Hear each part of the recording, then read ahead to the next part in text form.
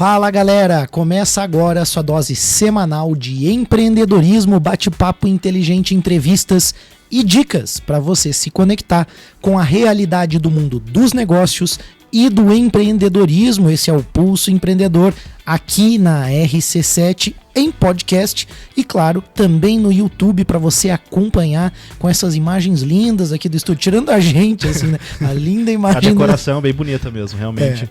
Tá bem bonito, né, aqui no estúdio, né? Agora com cachecol e tudo aí, com invernão, né, Mari? Não. Estileira, não, legal. Tá frio mesmo, né? É que a japona, né, como a gente fala aqui no sul, assim, fica meio... A tua jaquetinha tá legal, né? Mas a minha tava a capa de chuva. E a gente tá aqui na RC7 convidando você para acompanhar o Pulso, não só aqui pela rádio também, mas pelo YouTube, pelo podcast. Lá no YouTube você pode ativar o sininho das notificações, ficar por dentro de tudo que a gente está colocando lá de conteúdo. E claro, segue também nas redes sociais, no @Pulso Empreendedor. Eu sou o Malek Doubles. Eu sou o Vini Chaves e hoje a gente vai falar sobre os desafios na construção e manutenção de produtos, soluções, enfim, de entregas aí. Mas antes, vamos falar sobre as empresas que tornam tudo isso possível, começando pela BeMind. A BeMind tem aí uma assessoria completa que vai desde a contabilidade do seu negócio, ajudando você a fazer um bom enquadramento tributário, a não deixar passar nenhum imposto importante, nada importante, nenhuma obrigação importante, mas também vão além, onde ajudam você operando aí as rotinas financeiras, parte de folha de pagamento, enfim, tudo aquilo que pode tirar o foco de você olhar para o teu produto, que é o que a gente vai falar hoje aqui, a BeMind pode fazer para te ajudar. E além de tudo, também oferecem aí um sistema ERP para você poder gerir aí sua empresa com tudo na palma da mão. É um sistema em nuvem, então fácil de usar. Mesmo de férias, aí você consegue dar aquela espiadinha para ver se está tudo em dia. Então, entra aí em contato com a BeMind no WhatsApp 49999370001, no Instagram, @BeMind Soluções, ou também escaneia o QR Code e conversa com o pessoal da BeMind. É isso aí. A gente tem também dica de investimento com o pessoal da Nipur Finance. Sabe uma coisa que o pessoal se atrapalha? Você falou de impostos ali antes, Vini. E não é só nas empresas, mas nos investimentos, dependendo do tipo de aplicação que a pessoa faz, pode incidir imposto de renda ou não. Verdade. E às vezes a pessoa acha que tem uma boa rentabilidade, até a rentabilidade que está prevista ali, ela é legal, mas a pessoa tem que estar atento se está descontado ou não, se está incluso ou não, se é uma operação, se é um fundo, se é uma aplicação de renda fixa que incide ou não o imposto de renda. Isso faz muita diferença lá na hora do cálculo da rentabilidade final. E tem muita gente oferecendo, às vezes, uma boa oportunidade que não é tão boa assim. Por isso, quando você for investir, chama o pessoal da Nipur Finance, senta com eles, analisa bem qual que é o teu objetivo e dá uma olhadinha ali nas opções que estão mais adequadas para aquilo que você quer. Não só de rentabilidade, mas de prazo, de risco e esses outros detalhes, né? Impostos que podem ou não incidir, que de repente podem morder aí uma fatia do seu investimento. Então fica ligadinho nessa e em outras dicas também com o pessoal da Nipur lá no @Nipur Finance e segue eles também, acompanha nas redes sociais, tem muito conteúdo bacana e você também pode entrar em contato no WhatsApp 499-9956-8641. A Nipur é o seu agente autônomo de investimentos na XP Investimentos. Escaneia o QR Code que tem muita informação legal aí. Conosco também aqui a AT Plus, conosco há bastante tempo, inclusive esses parceiros todos aí, né, Malek? Bastante tempo apoiando a gente, acreditando. Pô, essa turma aí a gente se orgulha, né? Tá louco, né? BeMind, AT Plus, né? E a Nipur Finance com a gente aí praticamente desde o início do projeto, né? A BeMind e a Nipur, né, acho que a BeMind tá desde o início, foi a primeira, A né? BeMind é a primeira guerreirona conosco aí, já desde lá da época que o Pulso talvez, né, era só uma ideia praticamente, né? Verdade. Já apostaram conosco também, mas a AT Plus também tá aí conosco, conectando aí você, a sua empresa, ao mundo. Então, sua empresa, se ela não está digitalizada, ainda é muito importante você começar a pensar nisso. Hoje, né, tá muito em alta aí a questão de inteligência artificial, de novas tecnologias, tem o 5G chegando aí também. Então, assim, cada vez mais os seus clientes, os seus fornecedores, os seus parceiros, até mesmo os seus colaboradores, eles vão estar digitalizados. A tua empresa precisa, é uma questão de obrigação se adequar, porque senão você vai ficar para trás. E para isso, é claro, você conta aí com as soluções de tecnologia de conexão com a internet da T Plus e também soluções de tecnologia em nuvem para você poder ter essa infraestrutura e esse suporte com uma equipe qualificada. Chama no WhatsApp 49-3018-2145 ou também escaneia o QR Code aí, fala com a equipe da AT Plus. Muito legal. Quer apresentar o nosso convidado de hoje, Vini? Já que você, inclusive, fez contato com ele, né? Claro, né? O Dudu, a gente nem conhece ele, imagina, né? Mal conhece, né? O Dudu já é um membro pivotante do Pulso aí, né, cara? Então, conosco hoje aqui, né, o Dudu Broering, ele é co-founder aí do Hub2Us. tem também envolvimento aí em vários cargos no associativismo também, um cara que está sempre atuando aí nos movimentos, né? Ele não trabalha só dentro do seu negócio, ele tem essa visão de ecossistema, isso é muito legal também. Verdade. E é uma honra receber você, Dudu. Tudo bem contigo aí, cara? Tudo certo, Vini, Malek, aos ouvintes aí do Pulso, muito obrigado aí mais uma vez pelo convite, né? Primeira vez que eu tô nesse formato aqui, então o pessoal acho que nunca tinha me visto na vida, né? Então agora eles vão me ver aí no podcast, fiquei bem feliz pelo convite. Bacana, tomara que o pessoal não fique decepcionado, né, Dudu? Porque antes era só a voz, então... Eu preferia quando era só rádio, daí aparecer a minha voz só já era ruim o suficiente, não tinha imagem pra piorar. Né, eu até pensei em vir com uma plaquinha do Brad Pitt assim na frente, mas daí esqueci, Olha, molhou cara, na chuva, não deu. Não é uma má ideia. Ô Dudu, a gente vai falar muito sobre hoje, né, eu provoquei você no nosso bate-papo ali, pré-programa, pra gente combinar a pauta aqui, um assunto que a gente ainda não comentou no Pulso sobre esses desafios de você desenvolver um produto, solução. A gente vai falar produto, mas assim, daqui a pouco a pessoa oferece um serviço, entenda isso como um produto também, né? Porque você tem que formatar isso para entregar, tem que estar empacotado de alguma forma, né? E aí eu acho que a gente pode começar pelo começo, né, sendo redundante, mas, cara, por onde começar a criação, a formatação de um produto para você oferecer no mercado, seja ele o que for? Que bacana, Vini. É um tema que me agrada muito falar, porque eu e o Tite, meu sócio, a gente tem estudado muito sobre isso, né? Desde que a gente começou, que era um projeto, hoje é uma empresa, o Hub2Us, né? A gente teve uma trajetória de quase um ano ali de processo de validação de problema.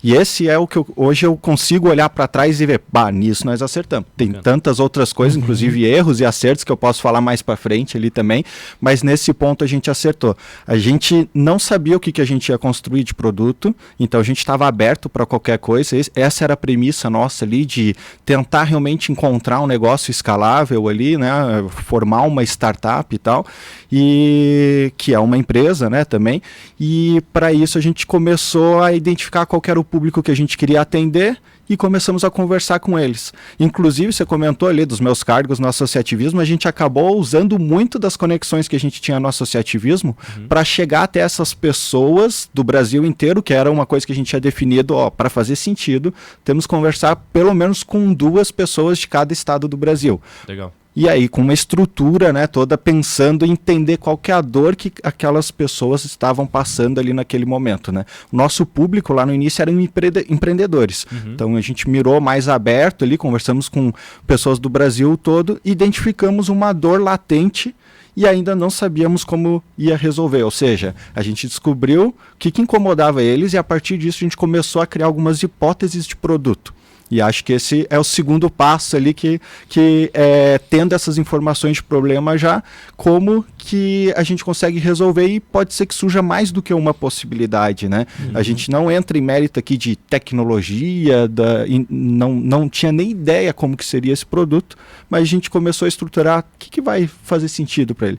Se ia funcionar ou não, essa é uma etapa que a gente tem lidado aí na segunda fase desse processo. O que é legal ouvir na tua fala, né, é que tá bem a essência das startups, né, que é trabalhar com as incertezas, né, ou seja, assim, eu não sei qual é o produto ainda, eu não sei o que vai virar, né, exatamente essa solução para as pessoas, mas vocês, eu acho que usaram muito do design thinking, né, daquela coisa também da metodologia de vocês estarem ativamente com o público-alvo de vocês, né? E eu acho que isso também é muito legal, mas eu acho que para o nosso público é importante, além de captar essa essência de startup que vocês têm, é entender um pouquinho assim, o que é Hub2Us, né? Como que vocês tiveram essa ideia inicial, qual que era o objetivo, porque de repente quem está ouvindo diz assim, eles foram pesquisar, mas eles já tinham decidido montar um negócio, era um projeto, como tu disse.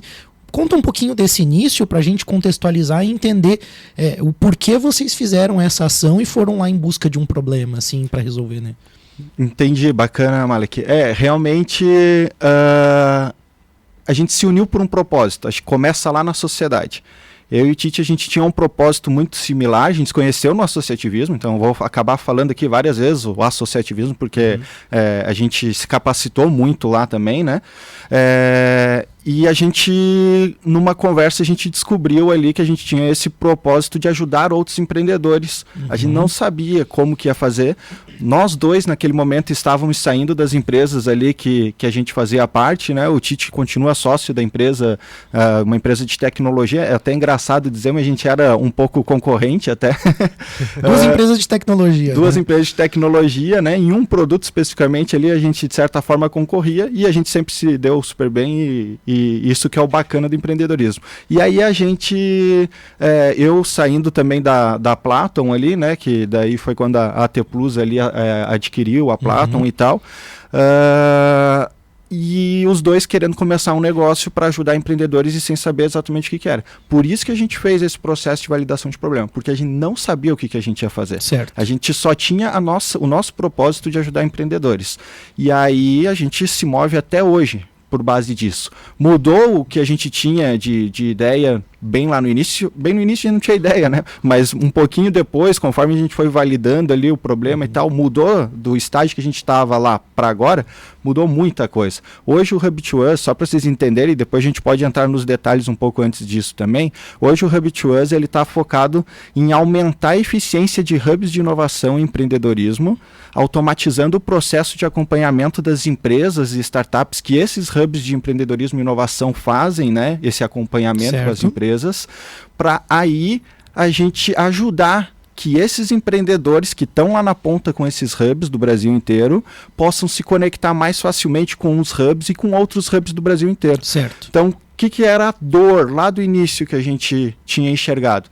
Era uma dificuldade dos empreendedores terem acesso ao ecossistema. Principalmente, quando eu digo ecossistema, o ecossistema de empreendedorismo e inovação. Né? Principalmente para aqueles empreendedores que não estavam nas capitais, ou eles até estavam inseridos em hubs locais ali nas cidades deles, mas eles estavam isolados, não se conectavam com as outras cidades, com as capitais, então essa conexão ainda não acontece com muita facilidade. E aí, mirando nisso, a gente começou toda essa jornada para construir um produto. Antes para eu não me alongar muito aqui, para a gente já seguir para outros pontos, né? Mas o bacana antes da gente chegar nessa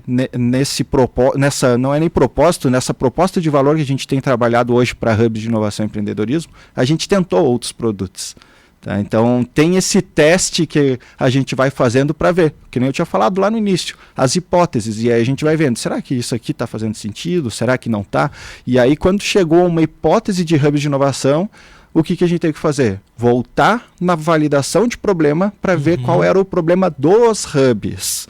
Para daí a gente ajudar a resolver a dor direta do hub e, em contrapartida, ajudar aquela dor que a gente estava buscando resolver lá do início para os empreendedores. É bem aquele ciclo, né, que o Eric Rice comenta lá no livro dele da Startup Enxuta, né, o Lean Startup, lá nos ciclos, né, de construção, medição, aprendizado, né, ou em outras linguagens, não deixa de ser um PDCA, mas vocês acabaram desenvolvendo, né, alguns MVPs, vamos dizer assim, em vários segmentos. Eu acho que é muito legal perceber essa prática das startups que a gente às vezes até vê em teoria, né? A gente até conhece pelo meio, né, empreendedor e associativista, mas assim, ver alguém realmente aplicar isso em essência, e ainda mais aqui na nossa região, é muito legal, é muito bacana ver isso, né, quando a gente percebe esses comportamentos e essas decisões de vocês. E conectando com o produto, cara, eu vejo que deve ser, quero que você comente um pouquinho sobre isso, Dudu, deve ser muito difícil você não pensar no produto enquanto você está na etapa de validação, né, cara? Acho que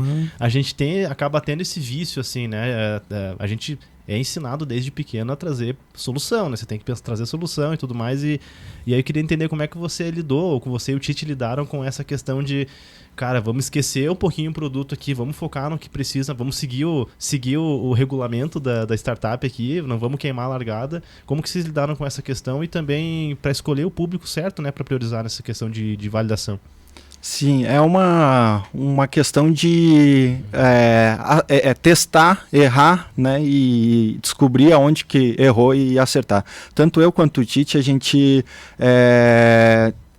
a gente é empreendedor já há bastante tempo, né? Eu só na Platon ali fiquei 9 anos, o Tite acho que ficou mais de 10 anos na operação da empresa que ele é sócio. Então, a gente achava, inclusive, não vou incluir o Tite nessa, vou falar por mim, né? Mas eu achava que ia ser muito mais fácil essa jornada de startup. E aí, quando a gente começa a fazer todo esse processo, que é diferente do que a gente tem na Platon, estou falando da gente porque, inclusive, a gente é cliente da Platon, né? Quando a gente tem esses produtos mais prontos ali, a gente vai focar mais nisso, vai focar em vender e tal, né? E não se preocupa tanto com ser algo escalável e tudo mais.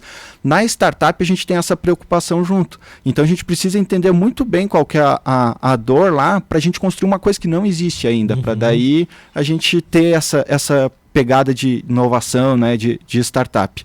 Então, nesse processo, o Malek até comentou ali, né, que o empreendedor ele tem muitas incertezas, né? Bom se a gente soubesse disso, que a gente tinha essas incertezas, né?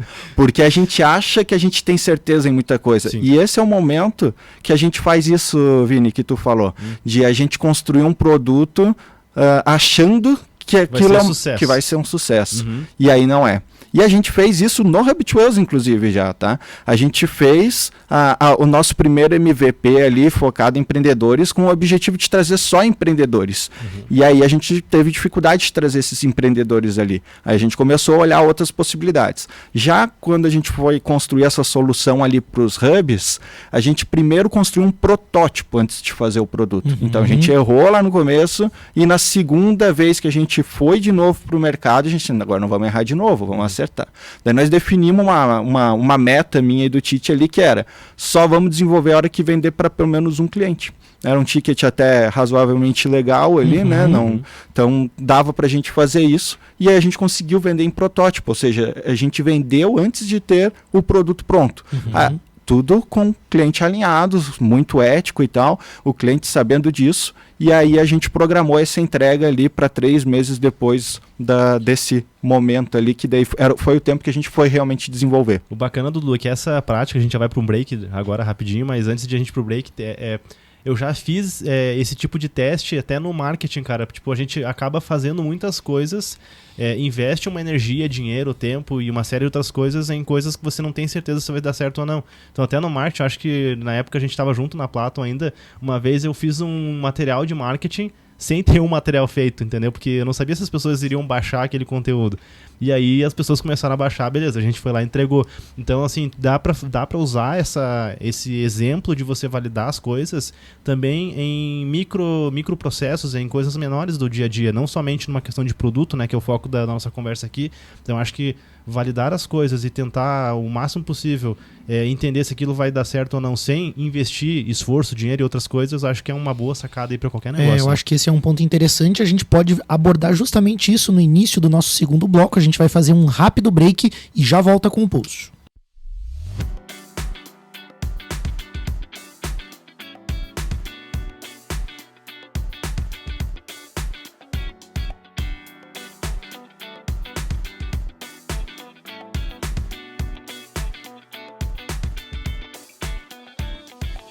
A gente está de volta com o Pulso Empreendedor, o seu programa de empreendedorismo, hoje conversando com o Dudu Broering. Ele é sócio e cofundador da Hub2Us, aí uma startup, agora uma empresa consolidada já, que atua aí na área de tecnologia, com inovação, com uma ideia bem legal, e a gente está falando sobre essa experiência de construção de uma empresa startup, que o Dudu está falando justamente sobre isso. A gente falou no primeiro bloco sobre alguns desafios e incertezas, mas tem um aspecto que chama muito atenção, assim, que a gente estava abordando, né? Quando a pessoa vai montar uma empresa tradicional, ela meio que tem como realizar uma pesquisa, né?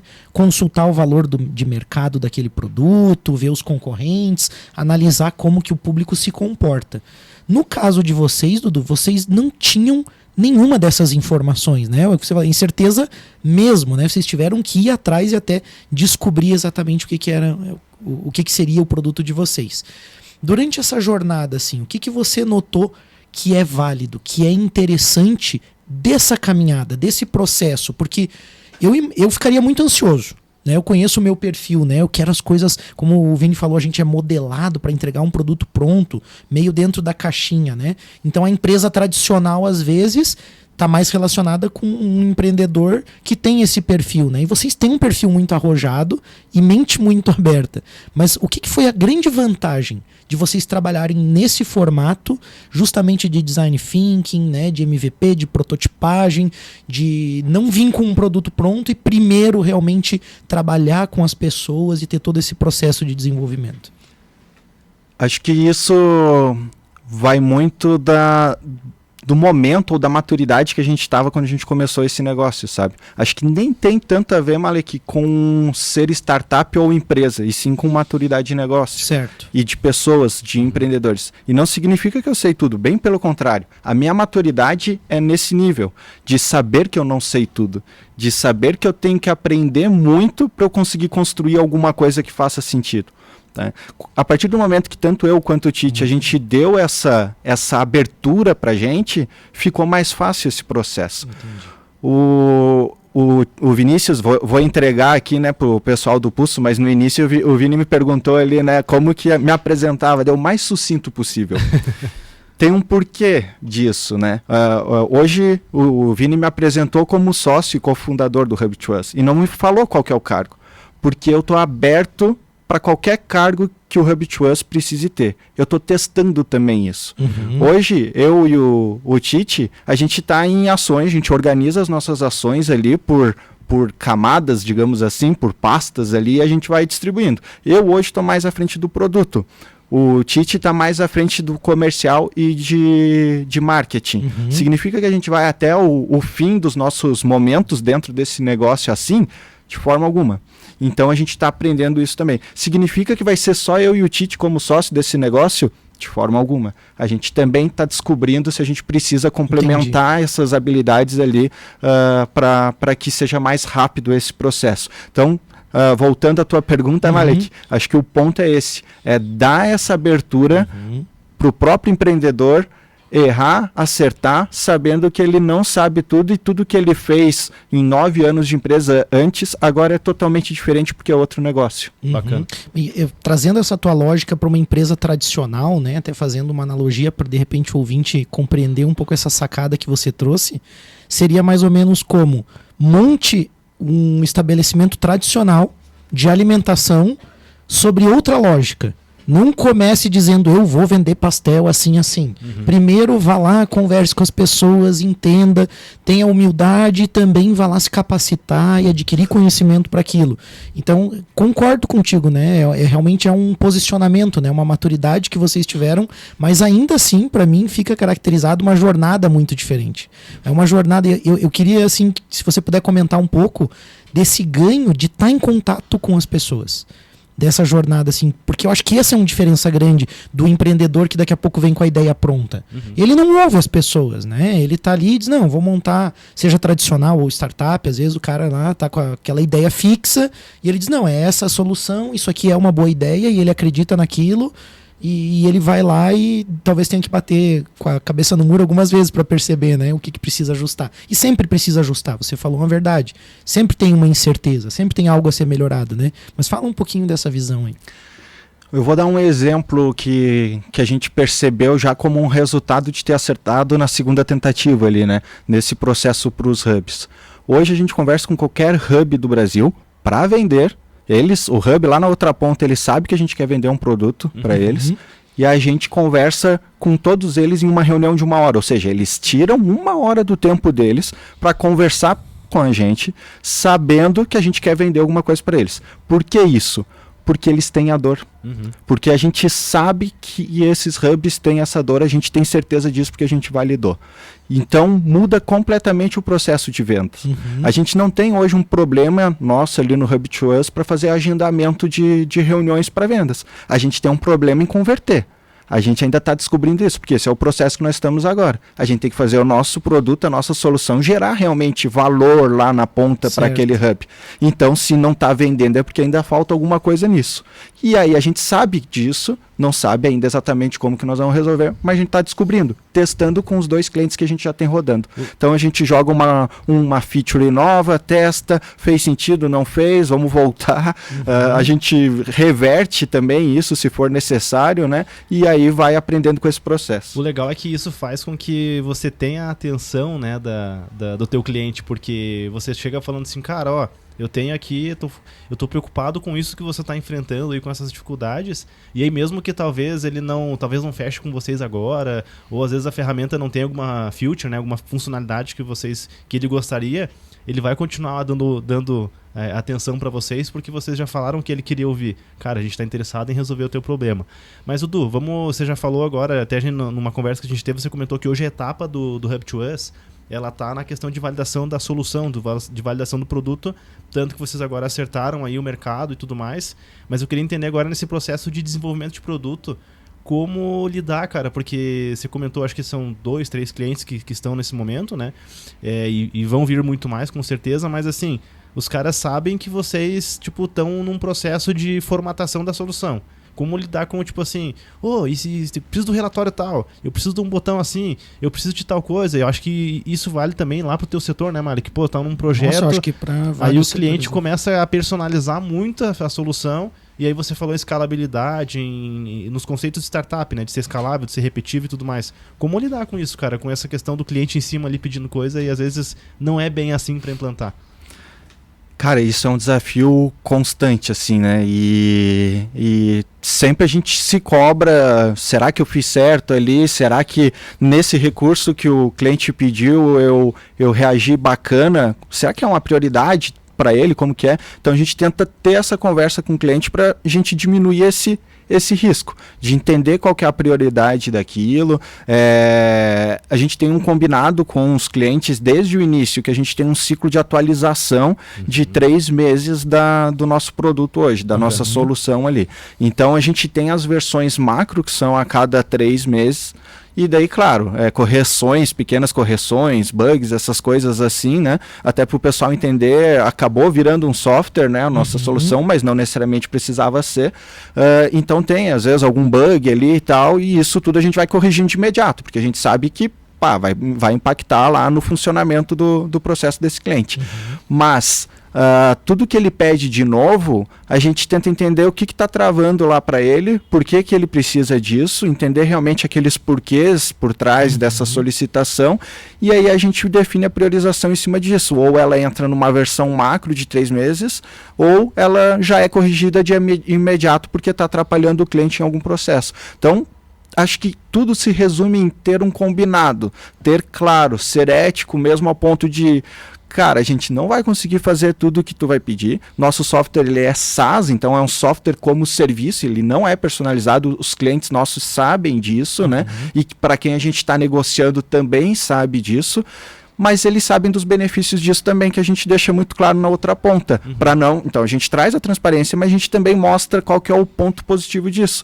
Ele sabe que as melhorias que os outros hubs pedirem, em processo que talvez ele nem tenha percebido, ele vai ser beneficiado com isso também. Então acho que tem como, se você ir conversando com essas pontas ao mesmo tempo, tu consegue definir essa prioridade mais fácil ali, saber qual o feature que tem que desenvolver. Isso que você está falando, Dudu, é legal. Eu vivenciei algo na empresa, né? A gente está passando pelo processo de transformação digital do Sebrae, e aí ele dá o subsídio para que a gente faça a implantação de uma tecnologia, de uma melhoria relacionada, né, à digitalização de processos, eficiência, enfim, está muito ligado com inovação, mas muito ligado com gestão também.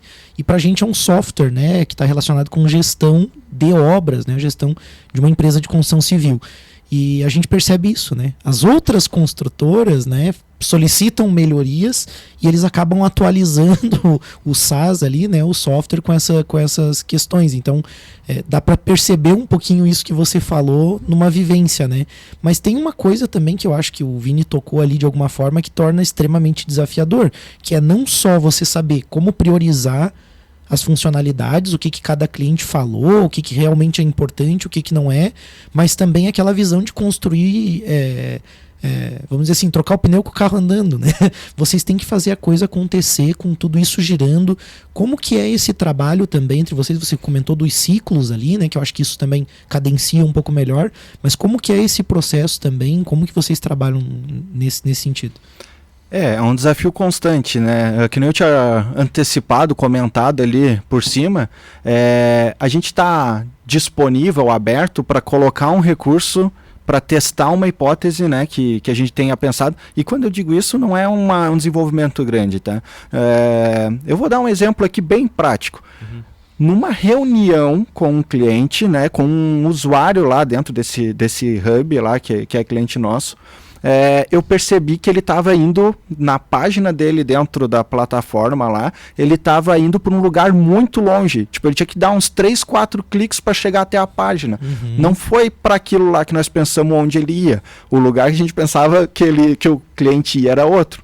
Na hora que eu estava conversando com ele sobre outro assunto e eu percebi isso, a gente já colocou o nosso roadmap que tem que ter um atalho para ficar mais fácil para ele. É difícil fazer esse atalho? Não é.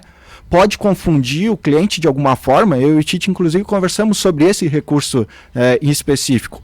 Pode confundir ele se tiver muito na cara ali o acesso para ele nesse ponto específico. Então o que nós vamos fazer? É fácil de desenvolver, vamos colocar esse recurso, vamos ver como que foi o comportamento, pegar feedback, ou a gente remove na próxima versão, ou mantém, e daí porque a gente acertou esse ponto. Então acho que tem que ir realmente fazer com o carro andando é isso. É você perceber nas entrelinhas o que está acontecendo ali, ter o máximo de dados que tu precisa, saber qual que é o objetivo que tem por trás desse levantamento de dados também, para tu saber o que tu tem que analisar, e aí você ir ajustando ali, e sempre que possível ali tu vai comunicando, fiz essa alteração, para tu ter um feedback mais facilitado ali do cliente também, se aquilo funcionou ou não. Ô Dudu, tem mais um ponto que me desperta uma curiosidade, assim, acho que o ouvinte também pode estar interessado nisso, é a questão, por exemplo, do investimento em si. Porque quando a gente, por exemplo, vamos pegar, o cara vai montar uma franquia, vai montar um negócio tradicional, ele meio que faz um planinho de negócio, conhece, né? Tem muitas certezas ali, tem as incertezas, mas tem muita certeza, muita coisa conhecida, ele vai ali, monta o negócio e planeja o investimento. O que é interessante que você contou que vocês validaram coisas, né? Tiveram um processo enorme antes de fato investir dinheiro. Né? Antes de vocês investiram outros recursos, tempo, esforço, né? Mas assim, de investir dinheiro mesmo. Como que é o planejamento de vocês em relação a essa parte financeira? Né? Porque, de fato, né, eu e o Vini especialmente, que a gente está mais próximo, acompanha o tempo que vocês estão dedicando a isso. Né? Mas, e também assim, explicar pra gente um pouquinho do porquê desse esforço, de vocês estarem disponíveis para isso. Qual é a expectativa de vocês também?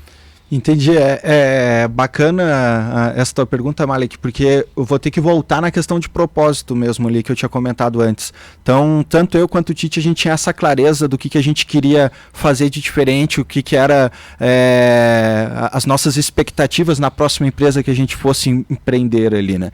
Isso fez com que a gente pudesse se preparar, inclusive financeiramente ali, para aguentar o tranco por um período. Cara, posso garantir aqui para vocês, no nosso caso, né? A gente tinha programado essa reserva para muito menos tempo. Mas era um negócio novo e a gente foi aprendendo, a gente teve que adequar as nossas finanças particulares ali para aguentar isso também, até que a gente começasse a monetizar realmente ali o negócio, né? Então tem esses desafios, não é fácil realmente, mas se você preparar isso com antecedência, você saber por que tu está fazendo e tu conseguir prever algumas dessas situações, é muito mais fácil tu se organizar. A gente teve um investimento, né? Esse investimento de custo de vida até que a gente conseguisse começar a monetizar ali, foi um investimento nosso, certo, né? Então a gente teve esse investimento, mas muito menor do que se a gente tivesse contratado uma equipe loucamente lá para construir um produto sem ter validado antes. Certo. Então a gente primeiro fez a validação para depois fazer mais um aportezinho ali para a gente tocar as despesas da empresa até monetizar. Ou até mesmo que muitos acabam fazendo, né? Pega um investidor anjo, pega um capital de risco, coloca no desenvolvimento de um produto e aposta tudo ali. Não, mas a ideia é boa e acaba tendo aí os seus desafios. Até muitas startups falham, acho que muito em função disso, né?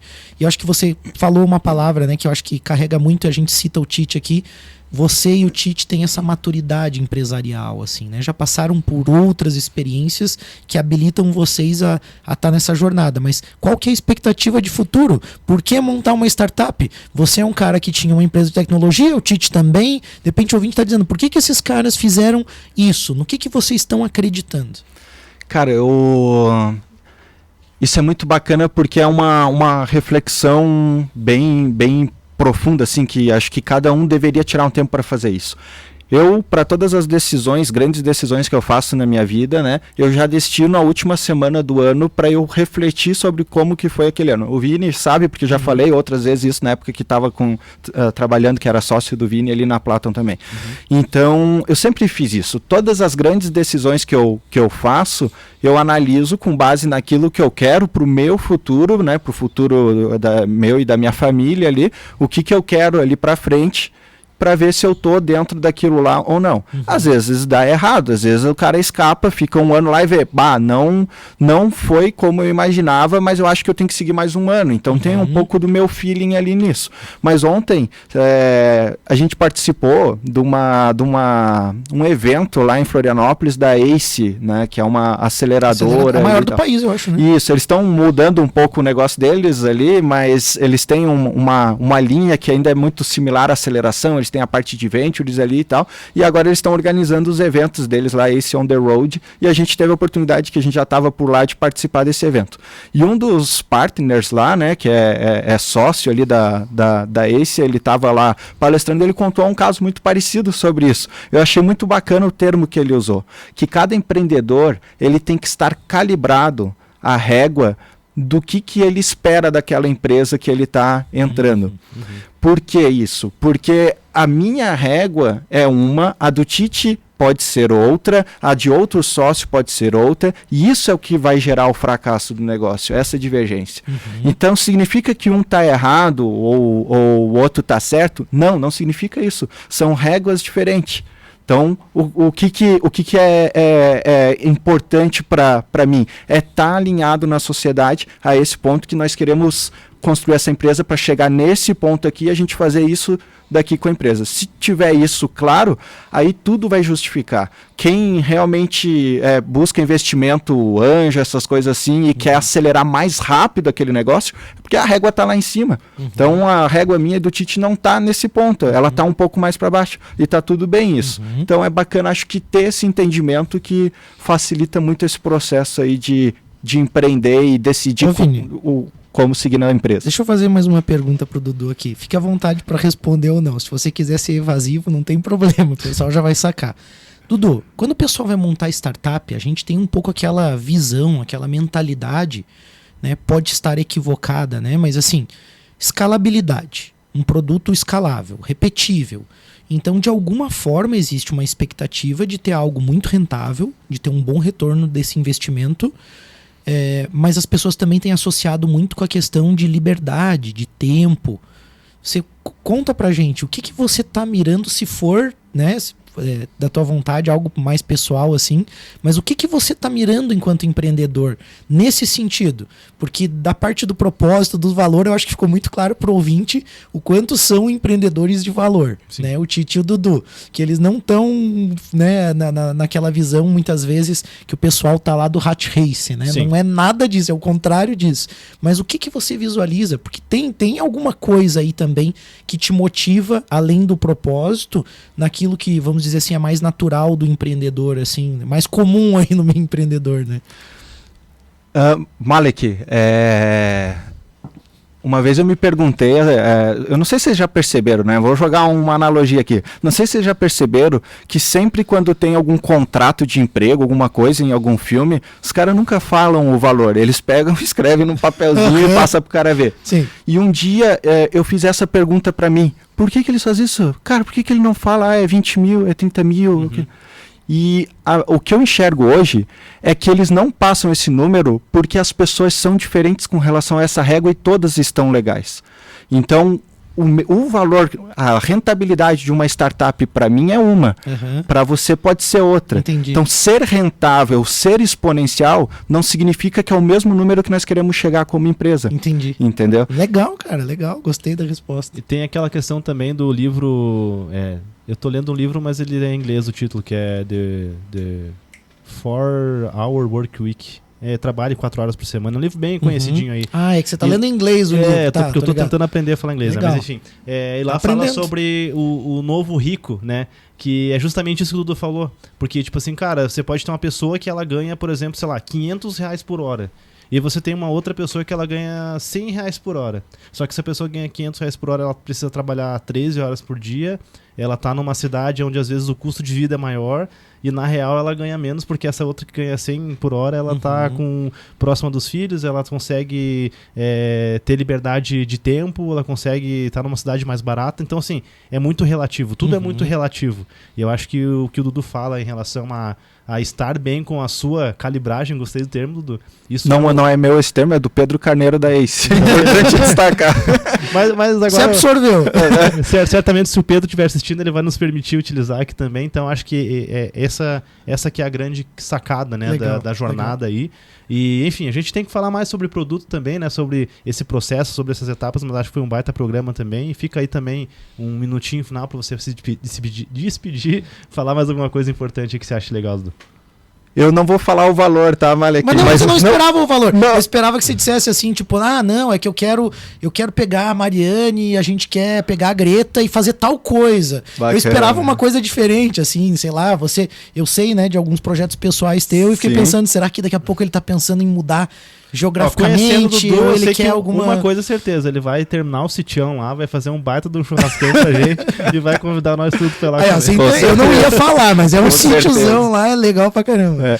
Mas eu não vou falar, mas depois eu falo fora aqui, justamente por essa questão da régua, que eu acho que o meu número vai ser diferente das pessoas que estão ouvindo. Mas eu quis voltar nesse ponto porque eu acho que é importante você saber esse número. Sim. Então eu parei para pensar nisso e eu sei qual que é o número hoje. Eu só não vou falar mesmo, mas eu sei qual que é o número. Legal, achei show de bola isso. Dudu, deixa tuas considerações finais aí. Eu acabei não falando, né? Você acabou não falando, você respondeu isso aí, eu acho que foi maravilhosamente bem, porque é uma reflexão profunda, a gente conversa sobre isso também na vida pessoal, né, Vini? E só falamos isso porque o Dudu tá aqui, né?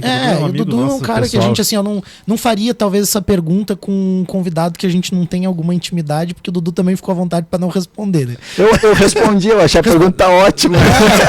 Não, agora vamos lá. Agora tem um ponto aqui que eu acho que é interessante, né? Isso que você falou do valor, Dudu. Olha que coisa mais doida, né? O Vini também falou, $500, R$500 a hora. Aonde? A que custo? Né? Você tá em São Paulo e tem que trabalhar 12 horas por dia e você não tem opção, 3 12 horas de trânsito. Não, você está nos Estados Unidos e o contrato é dessa forma, as suas obrigações são essas. Então, esses porquês, na verdade, eu acho que essa reflexão é que fica uma dica muito valiosa para o empreendedor e para o ouvinte. Que, tipo assim, envolve muitas outras questões. Eu hoje, por exemplo, em termos de valor monetário, eu considero que a minha renda não é tão boa. Mas a gente vive em Lages, a gente se encontra com os amigos, a gente tem almoço de domingo com a família, né? A gente ainda que trabalha aí bem mais do que 8 horas por dia, né? E dá aula e rádio e outros trabalhos, assim, acho que todos nós aqui de alguma forma estamos envolvidos com mais de um projeto, né? E associativismo, trabalho voluntário, mas a gente tem isso, né? Então, assim, é muito relativo mesmo, eu concordo contigo, mas deixa aí tuas considerações finais para os nossos ouvintes, porque daria para fazer mais um programa de 1 hora com o Dudu. Com certeza. Legal. Quero agradecer, né, então, mais uma vez aí o convite, deixar o convite aí para o pessoal entrar também no Hub2Us, né? Então eu vou deixar aqui, ó, depois a live deixa lá, aqui um embaixo. QR Code aqui, ó, o pessoal pode acessar o Hub2Us aí, a plataforma, ela é gratuita para usuários, né, para se conectar, então acessa, conhece a plataforma aí, eu tenho minha conta lá, então recomendo aí, acho que é bem legal para você conhecer galera aí descolada aí, quem sabe também aí tem um negócio de sucesso, né? Isso, então a gente está hoje já conseguindo gerar troca de experiências entre empreendedores de todos os lugares do Brasil dentro do Hub2Us, mesmo aqueles que estão dentro de hubs e aqueles que não estão. Então fica o convite para todo mundo participar lá. Agradeço mais uma vez aí por participar desse bate-papo legal aí com vocês. Bacana. Legal, grande sempre, abraço pro Tite também, né? O Tite Mazui Andrade aí, o sócio do Dudu aí na Hub2Us, grande amigo aí também de longa data. A gente tem um grupo aí de empreendedores que graças a Deus a gente está sempre junto aí. Eu acho que esse é um privilégio também da gente ter esses contatos e ter se conhecido nesse meio que o Dudu falou, né, que é o associativismo. Acho que fica a dica aí, fique conectado com aquelas pessoas que são valiosas aí na tua vida, empreendedores, amigos, família, né? Se conecte com isso, que tenho certeza que você vai encontrar coisas bem legais para você. Agradecimento aos apoiadores do programa, Orion Parque Tecnológico, a Wind Digital, Clube de Negociadores, e segue o Pulso nas redes sociais. Claro, assiste também esse episódio no YouTube. Dá para assistir também o vídeo lá no Spotify também, isso aí, por Spotify exemplo, né? Tem o vídeo também, se inscreve, segue a gente, comenta, manda feedback, manda comentário. Semana que vem tem mais Pulso Empreendedor. Valeu, galera. Valeu.